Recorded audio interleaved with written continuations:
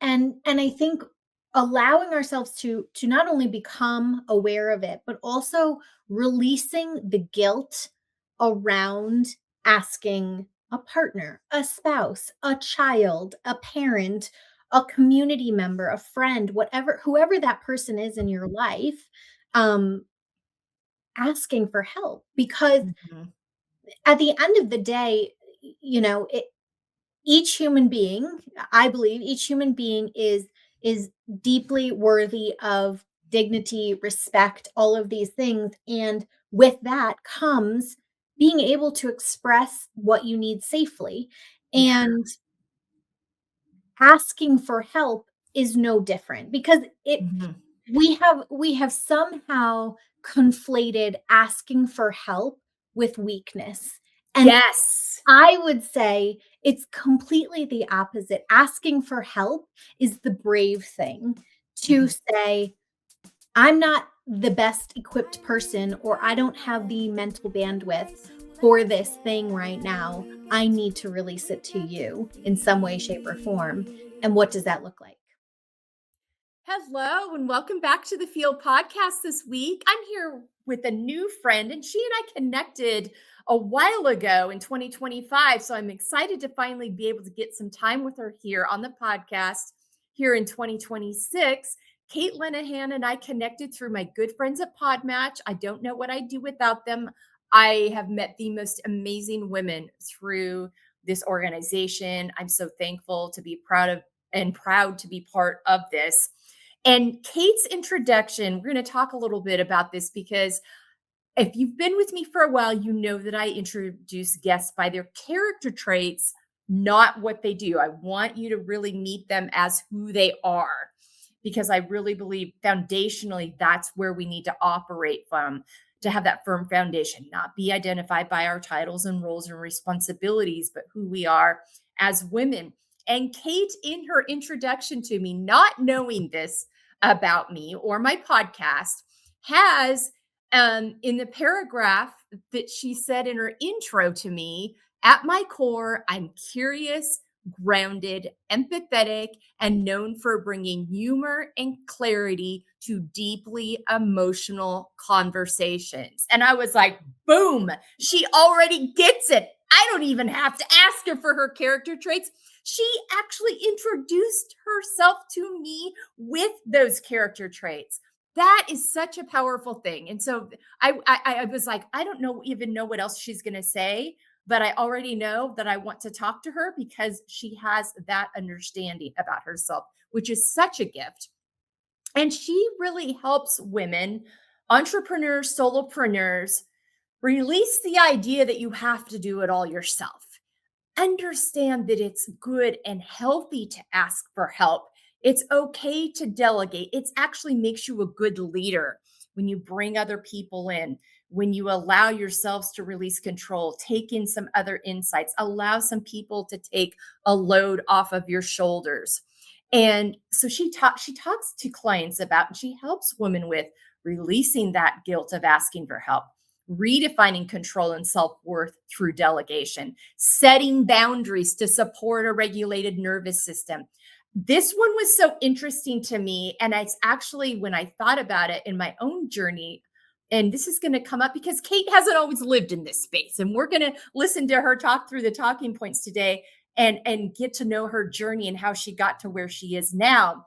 But how doing it all is often a trauma response. So we're going to dive into that and the real cost, physically, emotionally, financially, of overfunctioning. You know that I'm passionate here about the impact of the mental, emotional, physical, spiritual, financial, sexual health. They're all connected. They all feed off of each other. And so in this introduction, I was like, oh my gosh, yes, whatever it is you're doing with these resources you have, I want to know you. Kate Lenihan, welcome to the Feel Podcast. Thank you so much, Melissa. It's so good to finally be here and be able to have this conversation. It's one of my favorite things to do.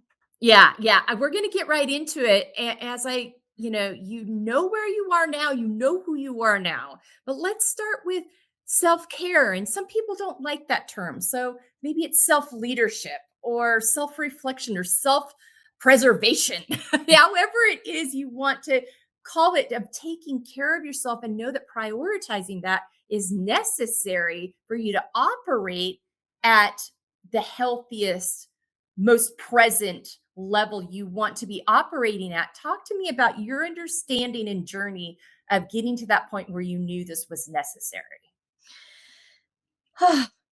That's so many questions wrapped into one. I know.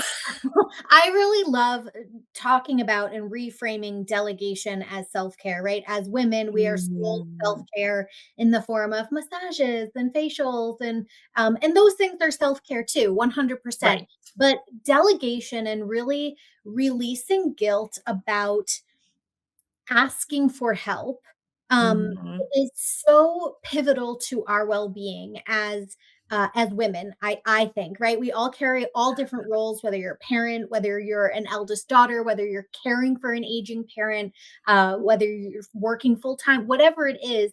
The mental load that we often see expressed in memes or social media posts are so prevalent, and they're prevalent because they're true, and that Yeah. mental load is invisible, and so people don't often see what somebody around you or what the people around you are carrying. And Yeah. so I think that the first step is just kind of becoming aware and almost taking an inventory of Mm. all of the things that you're managing on a regular day-to-day basis. Because again, as women, we're like, "Oh, I'm just doing what I have to do and moving on to the next thing and go, go, go, go, go until you collapse in bed at night or you're doom scrolling." Uh, Yeah. and I think allowing ourselves to not only become aware of it, but also releasing the guilt around asking a partner, a spouse, a child, a parent, a community member, a friend, whatever, whoever that person is in your life, um, asking for help. Because Mhm. at the end of the day, you know, each human being, I believe each human being is deeply worthy of dignity, respect, all of these things, and with that comes being able to express what you need safely. Yeah. And asking for help is no different, because it Mhm. we have somehow conflated asking for help with weakness. And Yes. I would say it's completely the opposite. Asking for help is the brave thing to Mhm. say, I'm not the best equipped person, or I don't have the mental bandwidth for this thing right now. I need to release it to you in some way, shape, or form. And what does that look like? Yeah. Yeah. I think that is such an important piece. It's because when you're asking, it's a self-awareness Mhm. that exists there, that takes some reflection and getting to know yourself, to understand about yourself. There's a lot of wisdom in that. I and I will tell you, I have not always been here, and I am still known to rearrange the dishwasher or refold the clothes, even if I have asked for help with it. Um, like, because and you talked in the introduction about over functioning, and Mhm. that was a term my therapist introduced to me a few years ago. She was like, "Yeah, I think you maybe have a little bit of overfunctioning." And I think some overfunctioning is a result of us operating under the pretense that we can control the outcome, or we can control the experience of another person, and those things are really outside of our control. And so over functioning really only burns you out. Over Yeah. functioning doesn't allow the people around you to help you. One I forget, I'm going to forget where I heard this quote or I read this quote, but it was like, when you don't accept help, you are actually denying somebody else's need and desire to support you. Yeah. I heard that for the first time from a friend probably 20, 25 years ago now. And she's a friend of mine that was her youngest daughter and my oldest daughter, really good friends. She's a pastor's wife. And so she was very accustomed to Yeah. being asked about a lot of things. And she's like, I've had to learn that I don't need to do everything. I shouldn't be doing everything. I can't really do everything well at all. And I'm Mhm, denying someone else the opportunity that maybe does have that gift, does that have desire, has that in their makeup that that's where they want to give from, something they've been, really feel called to or moved to or they're built for. And I mhm, was like, that's a really, really healthy way and an insightful way of looking at that. I think too, the control thing is so it's delusional, really. I mean, because and I think for me, like from my background, I grew up in a very emotionally and mentally chaotic household. mm, And so trying to navigate behaviors of myself and I was the oldest daughter and my brothers so that I didn't set off or mm, they didn't set off my parents in any way. mhm. And so that sense of trying to control environments to protect your what I didn't understand at the time as a child, but I learned to understand through therapy is just trying to create as safe environments as possible for us Right. mentally and emotionally. And so a lot of times that I think goes into that trauma response of I got to control this, I got to handle this, I understand what's coming. And Yes. so, and I can't trust anybody else with it. I've got to take care of it. They don't know what I know. Mhm. And so we carry this kind of narrative along with this, and it can be very debilitating and you have to get to a point where you're willing to do the work and just release like these are the things I can do. And from here, it's A, I can't control it. B, it's not my responsibility to control Yes. it. Yes, I say that to my kids a lot actually, like, Yeah. because I think, right, like, and I have my own reactions at home where sometimes, like, I'm my moods are all over the place at times too. I There was a lot happening in my personal life over the last decade as I learned to become a parent, Yeah. and, to the point where if I would cry, my kids would be like, "Are you okay?" And I would tell them like, "Thank you for caring, and also my emotions are not your responsibility." Like, Yeah. because I think we those are things we learn to carry early and carry and then manage and or try to fix. And I Yeah. think those kinds of behaviors, uh, like I always want to sometimes grief is necessary. Sometimes grief is self-care, right? Like self-care can come in so Absolutely. many different forms and like a release through grief or through crying or through an emotion is just as much self-care as getting the massage because our body, our nervous system needs to regulate in that way. Yeah. And I mean, don't like I'm not a therapist. I've just been through a lot of therapy. I've had a therapist, I've had a conscious leadership coach, I've had all kinds of mentors and amazing women in my life that have helped get me to this point I am today. But, one thing I discovered is, and still work on to this day, is detaching from the outcome of Mhm. the task that you are releasing as a form of self care, whether it is the dishwasher or the laundry or the meal planning. Detaching from the result is like, am I going to get fed? I'm going to get fed. I can fully release this, right? Trying Mhm. to detach from it in a way that it's going to get done. It might not get done the way I would do it, but I'm gonna give somebody else the gift of doing it. Yeah, absolutely. I love that. And we have my husband and I have funny laundry stories and dish stories about our expectations of what those things should look like versus who is it getting done? Is there more than a Right. right way to do things? Absolutely. Exactly. Um, Exactly. but this really segues nicely into healthy boundaries. Mm. When did you realize these were necessary? And how do you help others kind of navigate that as well? So, this might require a little bit more of a anecdotal journey for us to go on. Okay. I got married in 2010. We had our first child in 2012. In 2014, we had our second, and we were moving from Colorado to Connecticut. Mm, And when we were en route, basically on our move, my dad's partner at the time brought me into a situation where he had always been a high functioning alcoholic, and mm, however, he was at the very beginning of a massive spiral. oh, And that was when she brought and, like, I had always known the high functioning alcoholic part of it, but I didn't know how bad it got. And his partner brought me into it as we were en route on our move. And so, um, being the eldest daughter, being the one who was going to kind of be the boots on the ground in the same state where he lived, my brother was across the country. Um, it kind of fell on me. And I had a Mm. 4 year old and I had a 2 year old, or excuse me, at the time they were like 3 and 1. Okay. And I was like, oh, okay, this is going to be really tricky to navigate. I was trying to launch a work from home business. Mm. I was a new parent. We were moving cross country. My husband worked 7 days a week. It was complete chaos. And Yeah. so I really had to take stock of what I could do. Yeah. Now, I lived in denial for a very long time, and I white knuckled it, and I gained a ton of weight, and I ate my feelings, and I did all the things that get you to a point where you're like, not this, Yeah.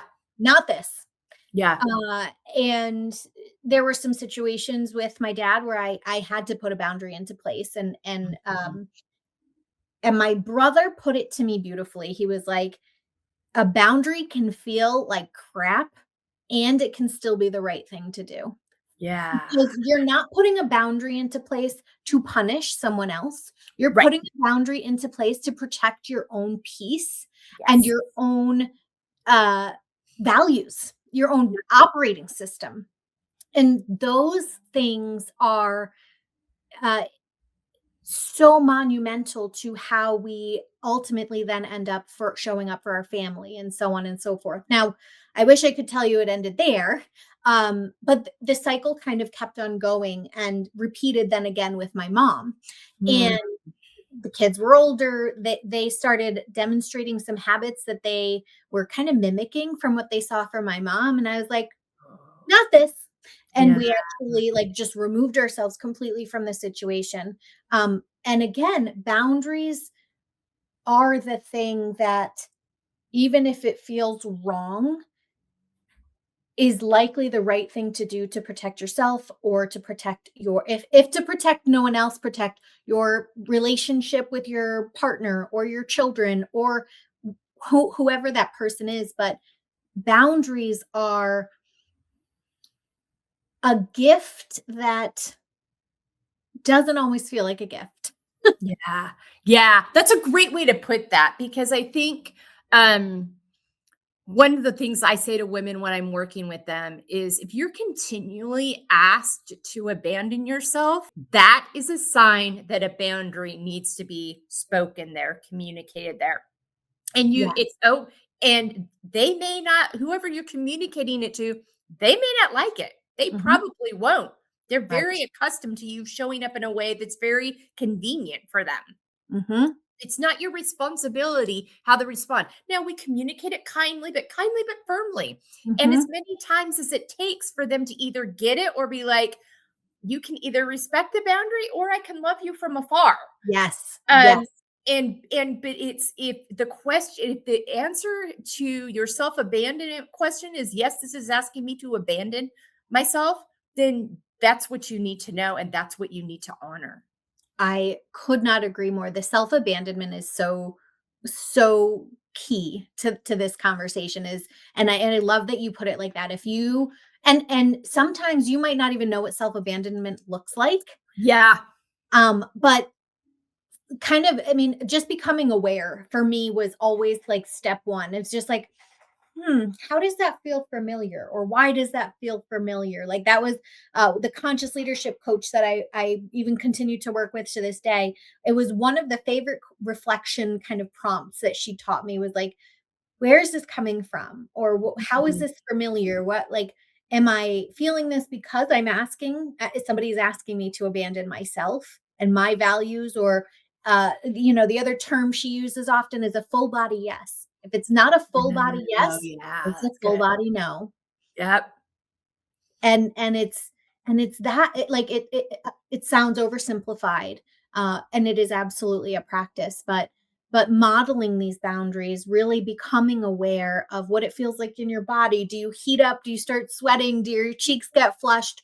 What happens physiologically to help give you the clues? in terms of what's happening that maybe your brain is trying to protect you from. Yeah, so true. Oh, that's so good. Thank you so much for that.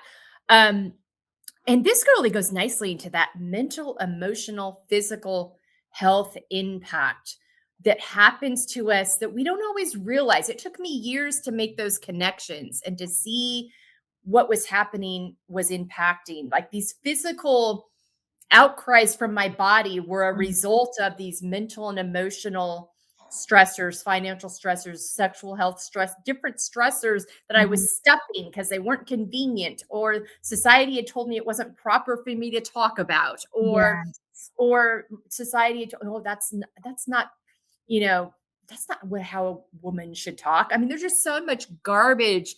And you talked about this when we were getting ready to get on and record.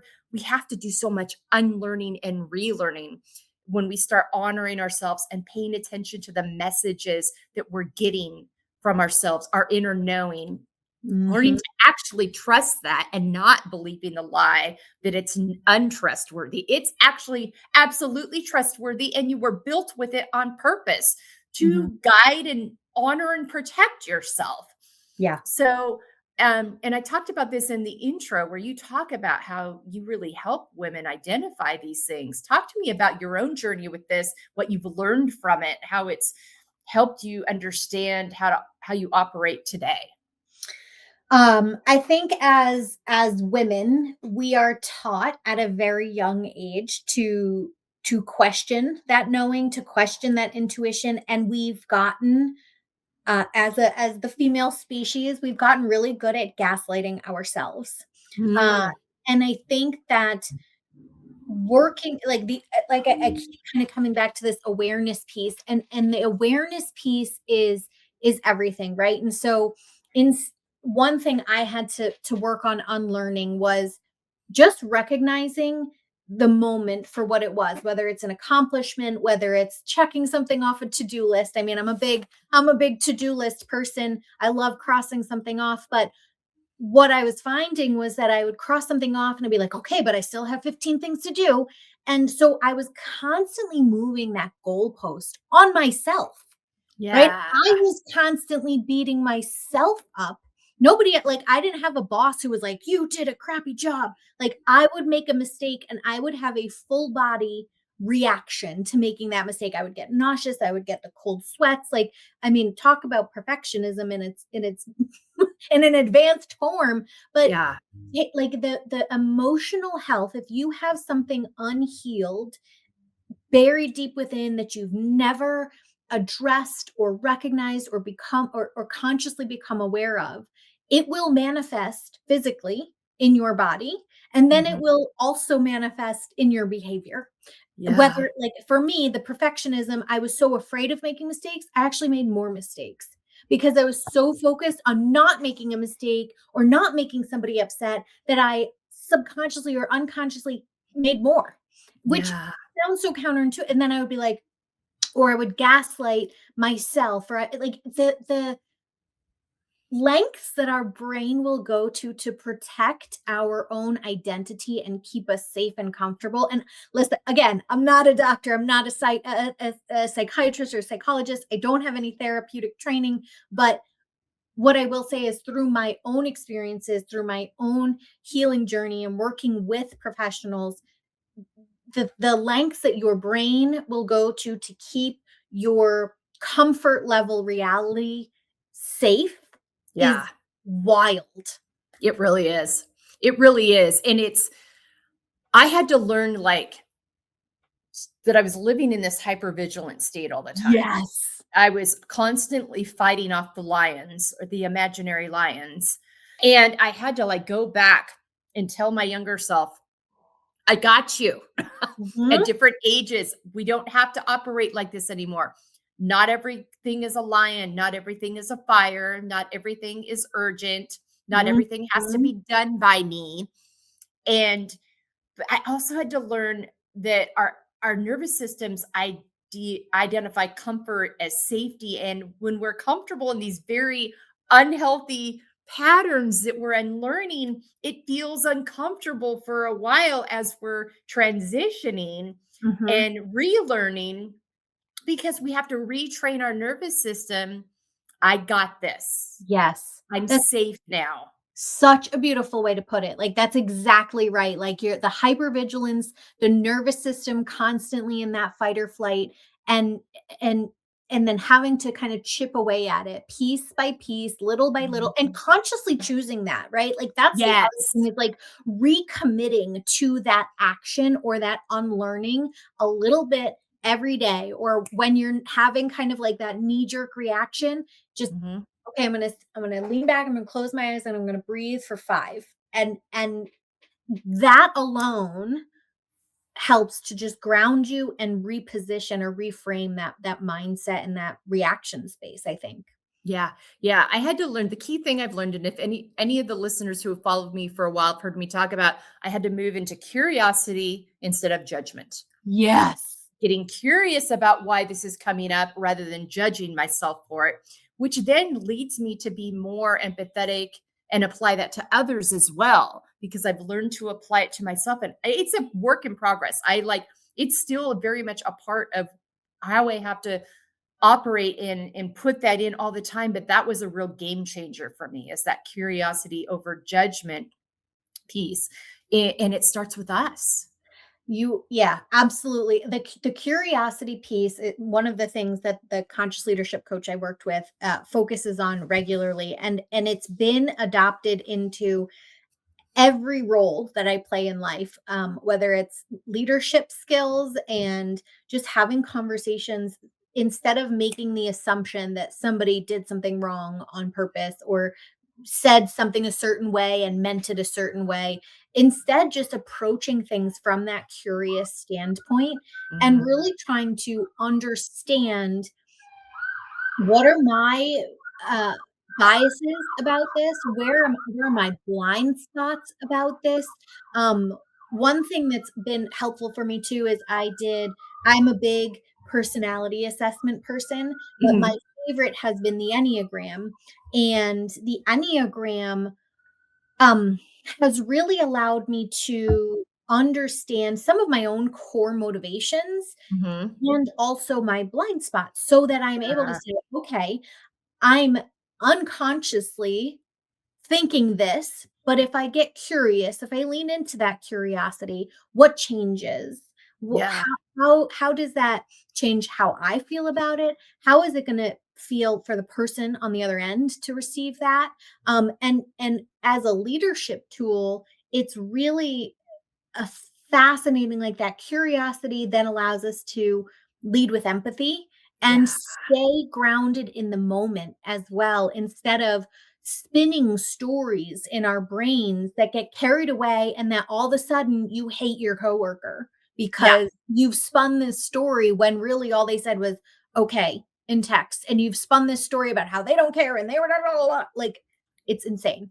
Yeah, it really is. It's that whole, we let them spin and then we treat these thoughts as truth Yes. instead of getting curious and be like, hold on, back up a minute. Let's Right. pause for a moment here Right. and go back a little bit. Yeah, there's so much truth to that.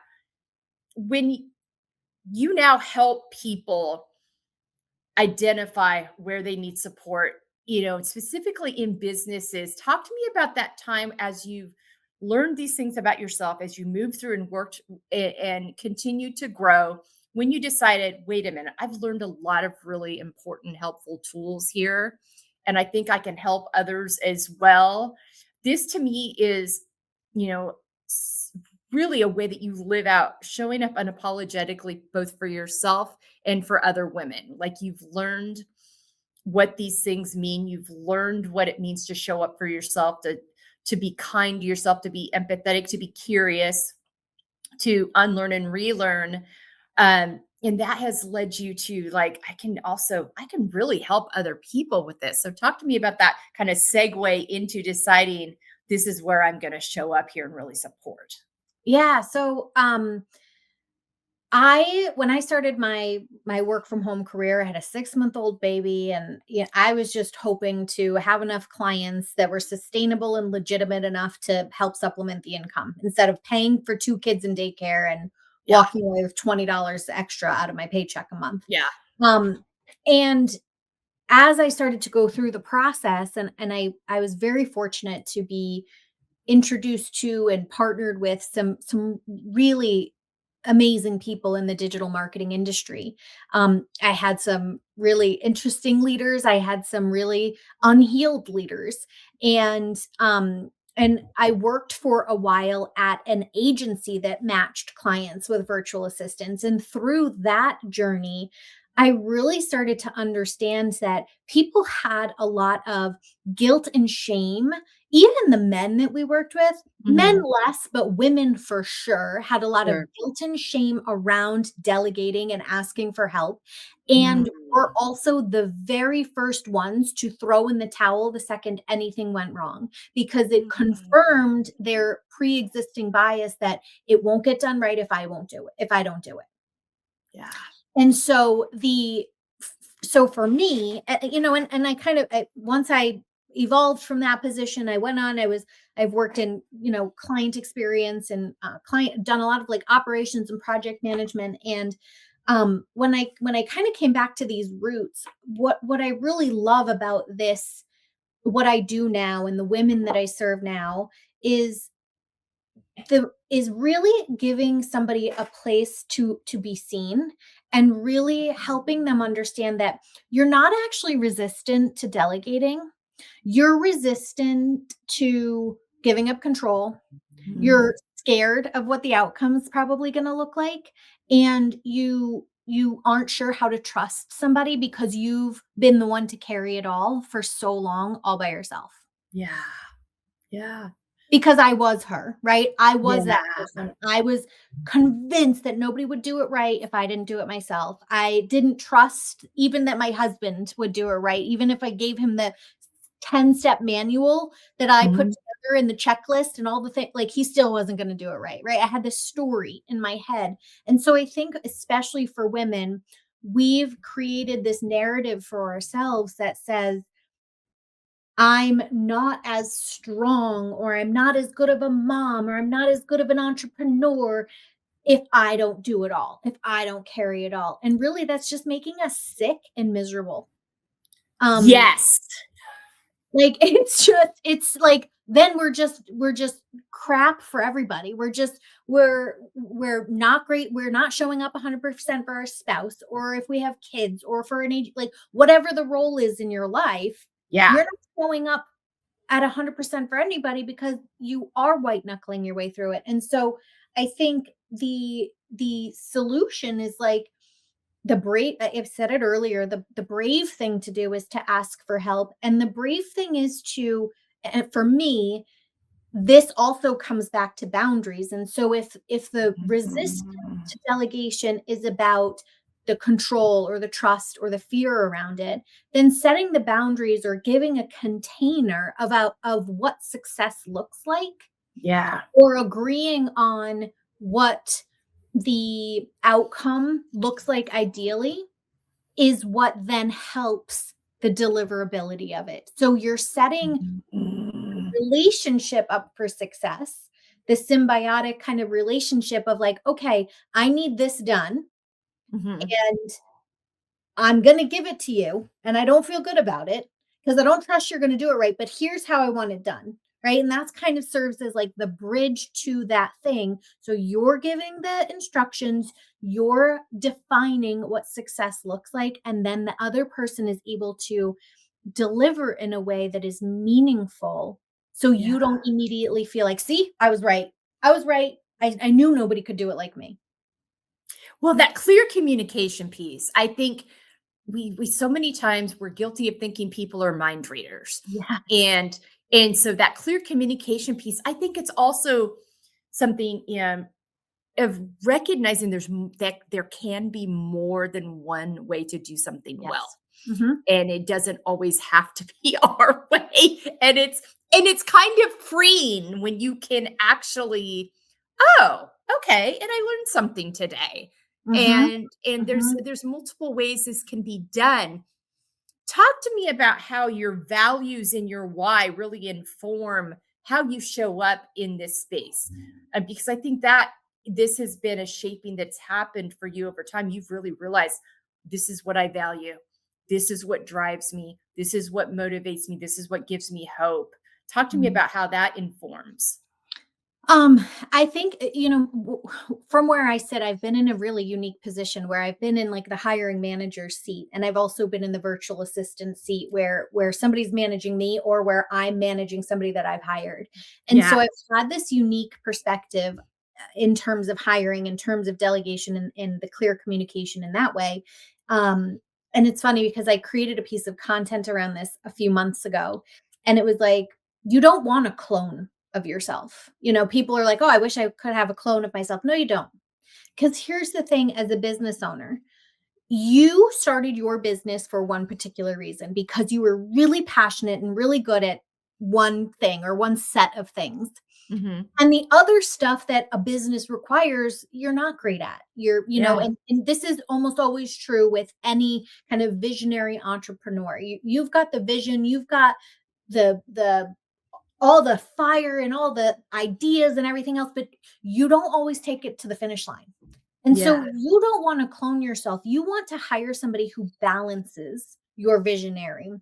You want somebody who's going to take things the final mile. You want somebody who's going to take your vision, kind of like in the Super Bowl. You want to throw it down the field and you want somebody to catch it and run it safely into the end zone.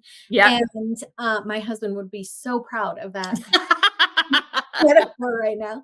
Um, but the thing is that the ultimate goal when it comes to delegation is to give somebody the blueprint, communicate the goal and the why around what is the goal of the thing, and Yeah. then have them do it a few times.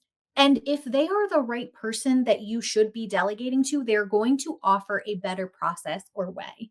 Like that's the ultimate goal. Mm. And I think the value for me around that, right? Like my why is I I've had so many people along the way over the last decade plus, both personally and professionally, invest in my growth and development. That Mhm.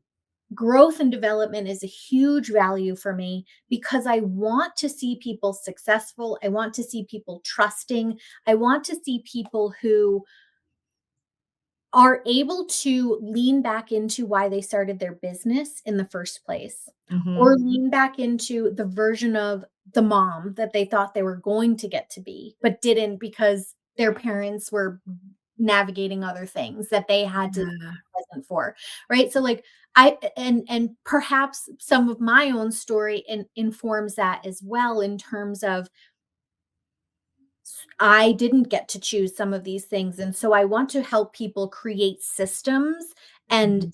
support systems that allow them this gift. Yeah. Really, I mean, really a gift to be able to be held and be seen and be supported, and to have a partner by your side who gets it and is willing to help you execute on it. So good.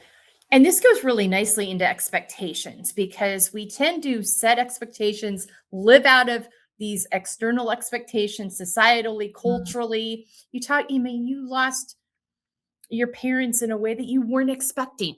right. And so then you had to figure out how to navigate that, grieve that. How do I move through this and move forward with this thing I wasn't expecting? Navigating starting a business with kids because if you live in the US, childcare costs are ridiculous. I stopped working when my third one was born and stayed home for 10 years. Stayed home. It's kind of a loose term because I was Right. Very but busy.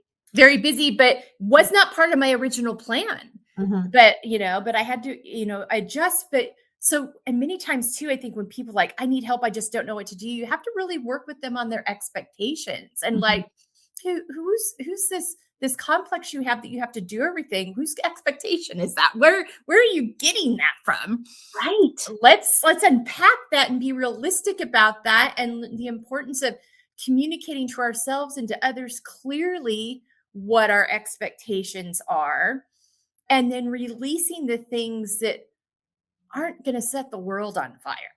Mhm. Whether it's a filing system or who Right. gets called first or the way the spreadsheet is structured or how, whatever it is that you're getting hung up on. Right. Um, And so, but I think in order to help other people navigate these, you have to really learn how to manage your own and live out of your own first. So, Mm. talk to me kind of about your journey with that and how you help people. And you're also dealing with, I'm throwing a lot at you right now. So, I really, if you need to come back and have me restate stuff, that's totally good. But also, it comes to mind the virtual assistants thing and AI. Like some people are just like, oh, I don't know. That feels so uncomfortable to me. Mhm. So, also kind of being clear about actually what is true about that versus not. And but it's all built around this expectations model. Mhm.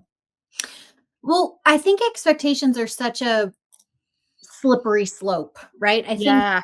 I think as small business owners, as women, we create a lot of expectations for ourselves. Yeah. We perpetuate a lot of expectations that society has given us. Hmm. And I think that we have been very much conditioned to put our own needs and desires aside in service to others, which of course then serves no one. Yeah. Um, but all that builds is right is resentment and self-sacrificing behavior and mindsets that we then inevitably can pass on to our the next generation. And so I think living out our own expectations that we have defined is really a daily practice, like we were talking about before. But when we think about those expectations,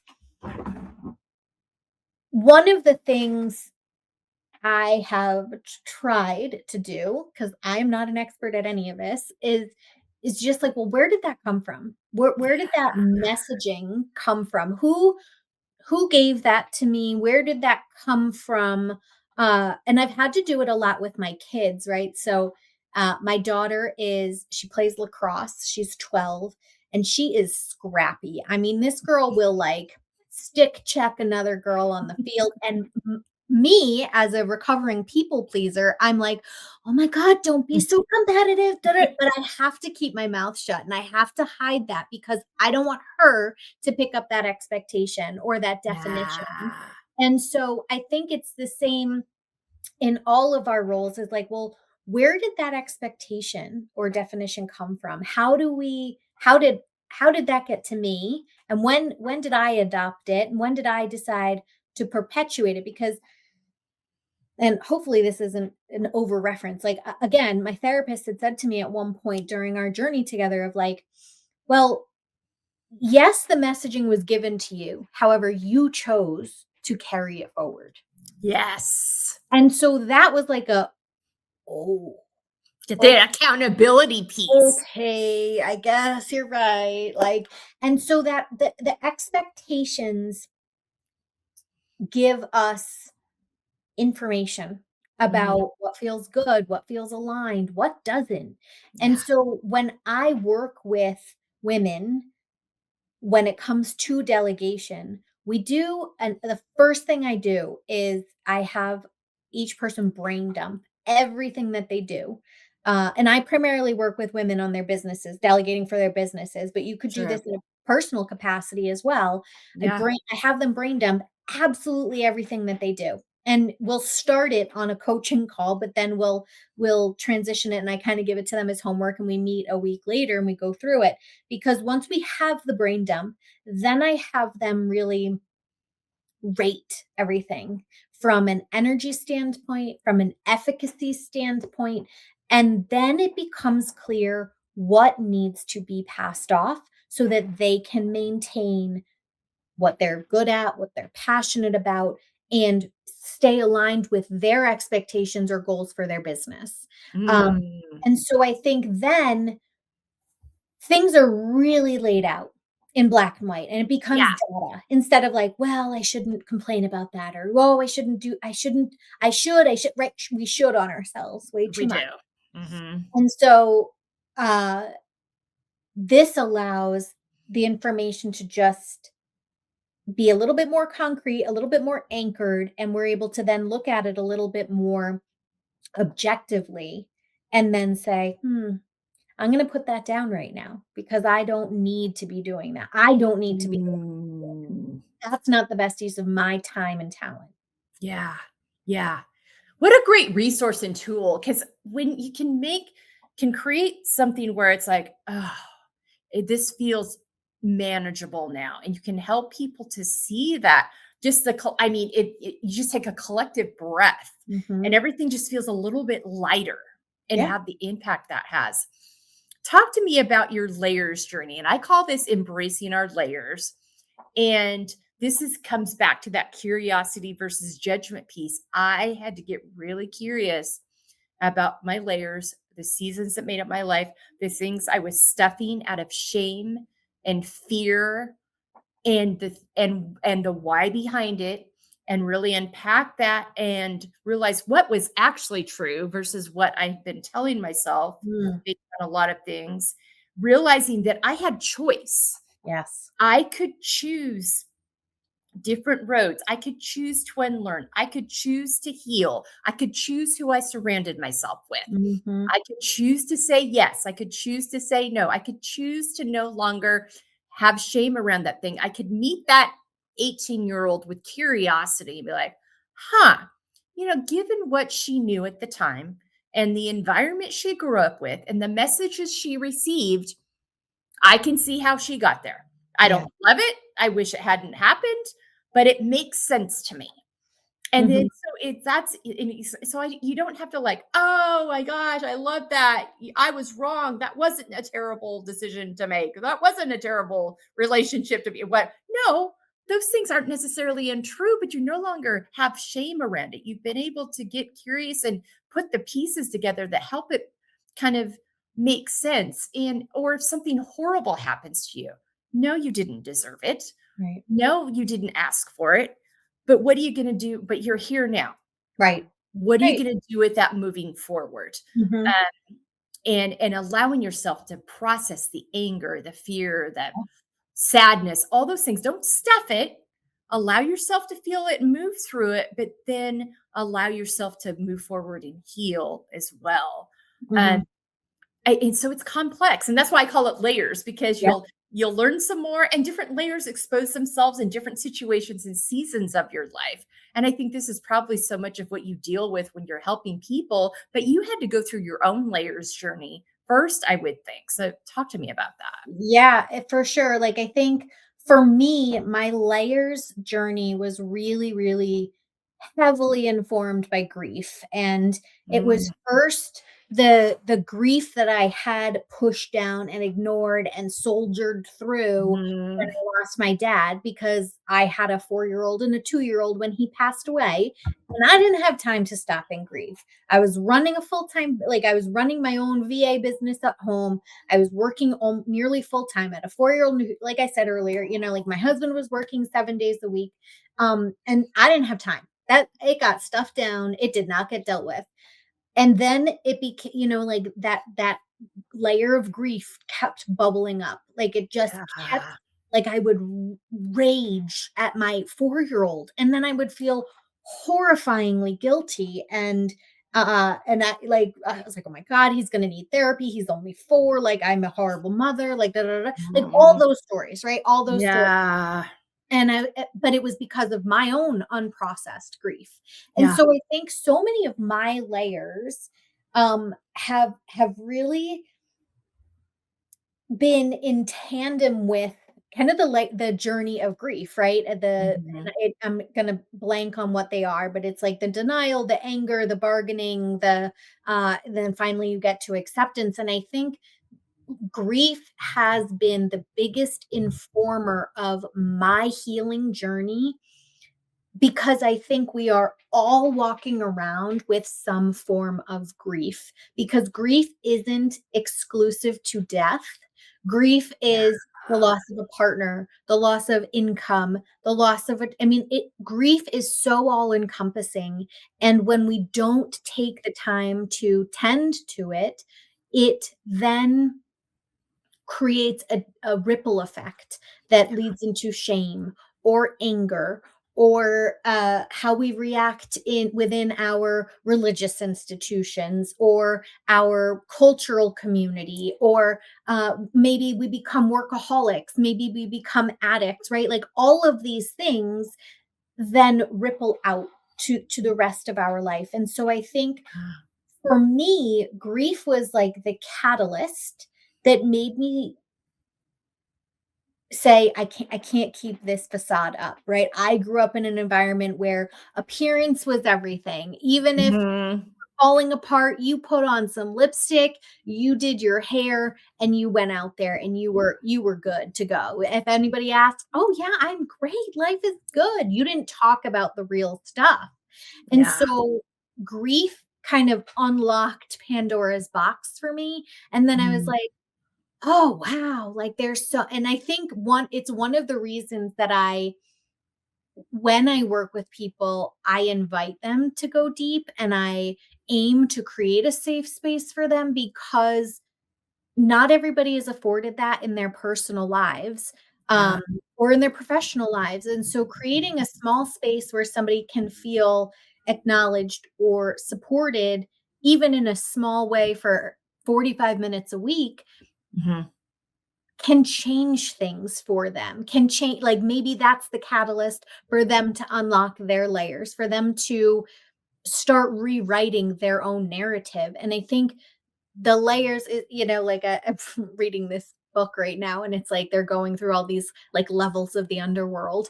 And it's like, it's just has me thinking, right? Like, as we just kind of graduate and go deeper and deeper into our own story, we get to be the ones who write the end. We Yeah. get to be the ones that choose, am I gonna stay stuck and comfortable, or am I going to really challenge myself and wake up and strive for joy, or strive for peace, or strive for a better, more whole or healed future, right? And Yeah. that's really where all of humanity needs to be focused, Yeah. uh, right now, but not everybody has or feels like they have the permission to do that, or the acceptance or the safe Ah, place to do that. And I think that's, um I I don't know how or why. I just kind of was like, we're doing this because we're gonna create better, we're gonna leave it better than we found it. yeah. I love that so much. I connect so wholeheartedly with what you're saying. I took a look at my life in my late 40s before I had my really big hit at age 50, and I'm like, I should be more satisfied, more Mm, content than I am. On paper, I have all the things that should lead me to be feeling, but I'm not. What's going on here? And that opened the door to the curiosity. Then the door got really busted open a couple of years later, but it's that sense within you, something's just off kilter here, yeah. and being willing to get curious, and but you get to choose that. Like, I Mm, had a choice to make at that point. I could keep existing that way, or I could choose to ask some uncomfortable questions and sit with some uncomfortable feelings, and have to set some boundaries in some relationships to honor myself. But I decided, I just knew, I'm like, I know that it's possible for me to live in a healthier state than I'm living in right now. And yeah, that I am worthy of that. And that's a good thing.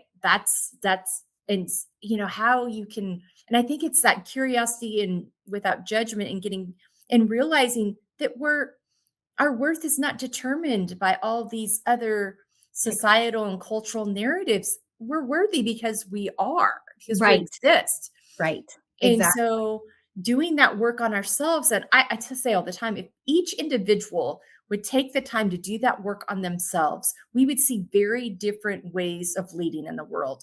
We Oh would yeah. see conflicts handed in a much healthier way. I mean, it starts, but we each have to be willing to do it. And I have to realize the necessity of it. And also, you can't make other people do the work that they aren't Right, ready to do. And right. it's not your responsibility to. So Mhm. releasing that as well. Yeah. And it's fascinating, right? Because in so many ways, our society, our culture, has a solution for everything, right? Like if you had a Yeah. broken leg, you would go get it set. If if you're a doctor or a surgeon, you have people helping you. You have assistance, right? You have Yeah. support.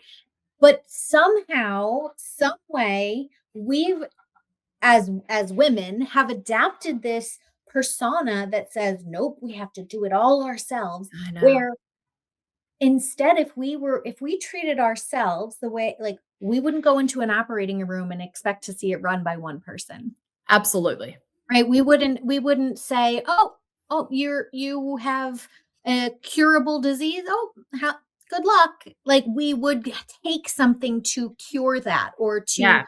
heal that in some way. And so in some ways, we are so solution oriented, but not when it comes to embracing these layers, and not when it comes to our own internal monologue or behavior or patterns and our own nervous system. And that is the shift that, Mhm. I mean, I will call out my own naivete here, but like, that is the change that will shift the world, truly. I agree with you 100%. I mean, it sounds simple, but yet it's very complicated because it Yes, requires each individual to understand the impact yes. that will not only have on themselves, but everyone else. But it really does start with us.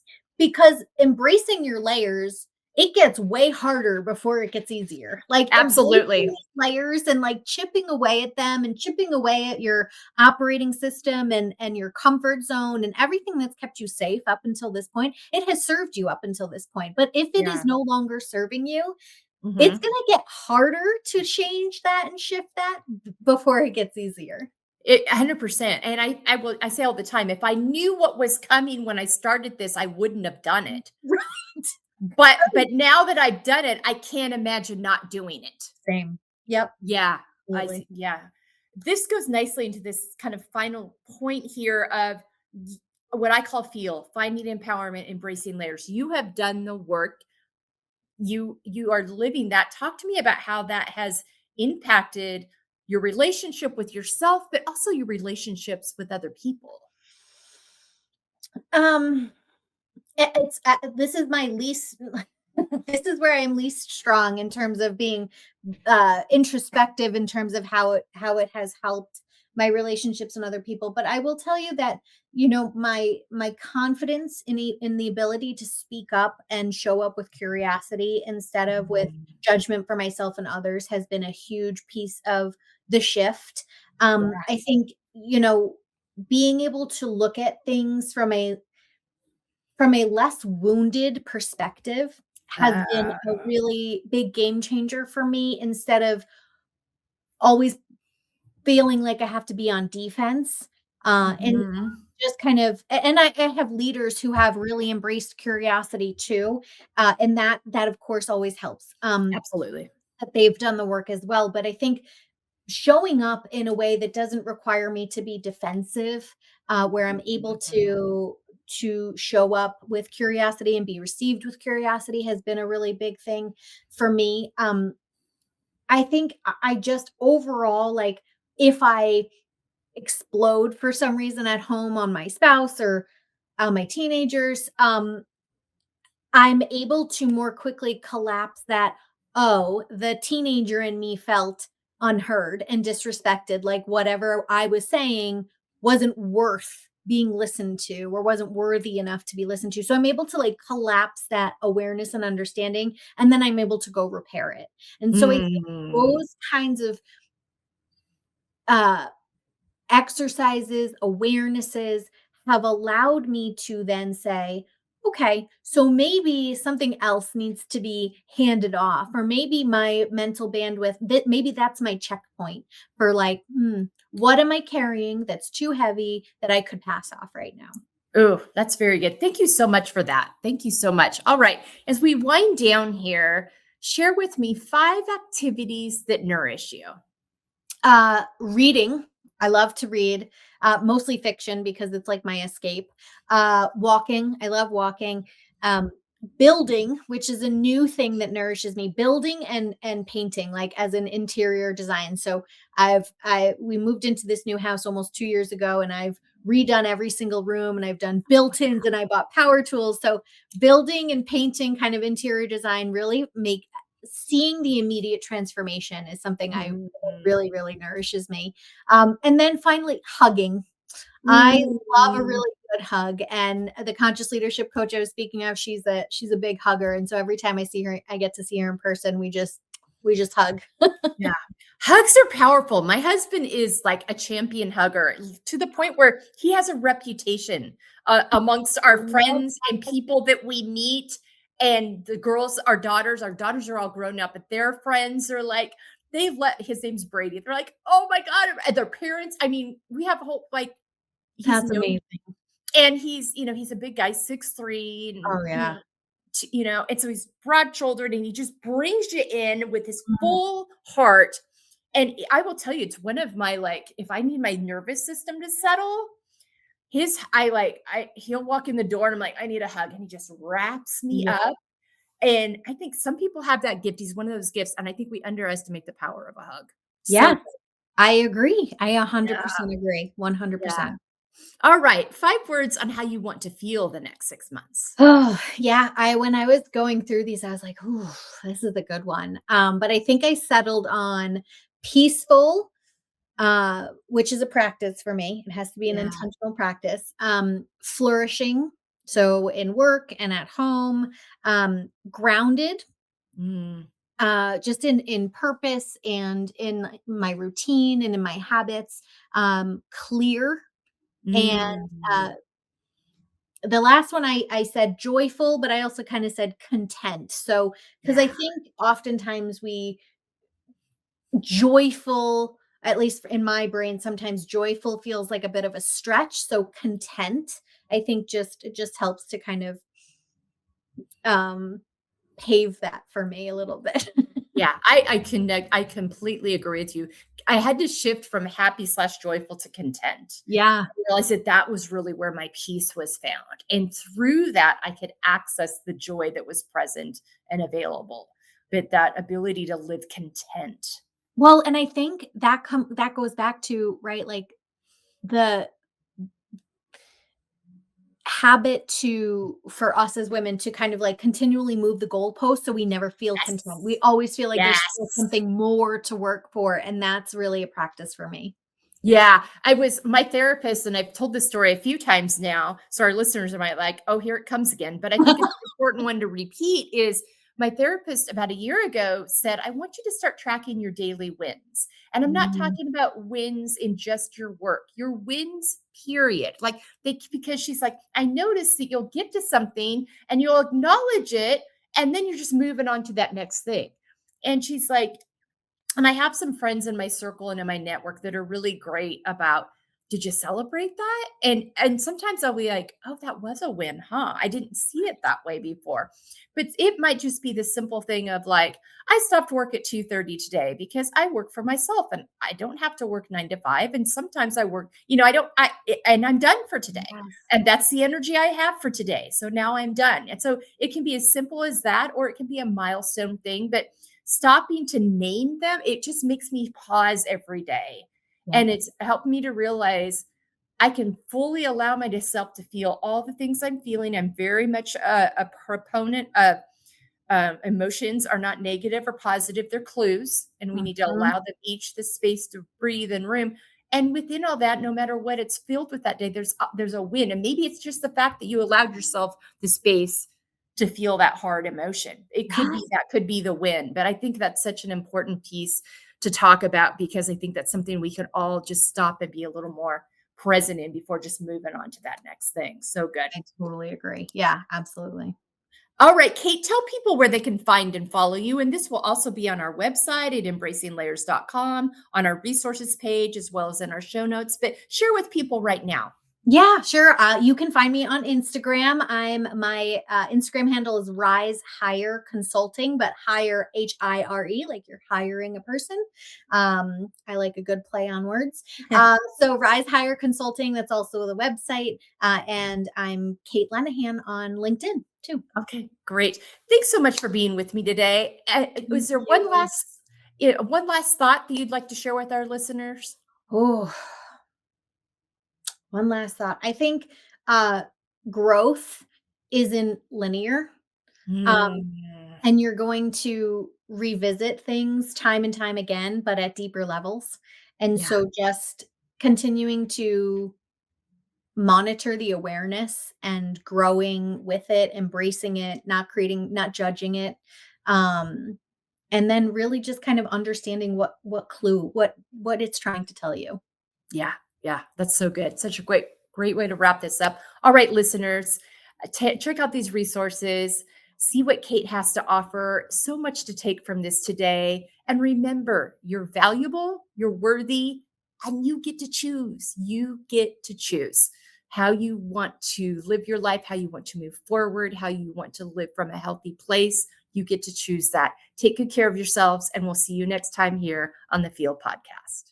Hello, and thank you so much for being with us today on this episode of the Feel Podcast. If you would like more information on how you can apply these talking points that I share with our guests in each episode to your own life, really utilize this Feel framework, go to embracinglayers.com, fill out our contact form, and let's set up a free 30-minute consultation to talk about how you can start living your most authentic, organic, healthy, feel fueled life. Thanks again for being with us today. We'll be back to you soon with another episode here on the Feel Podcast.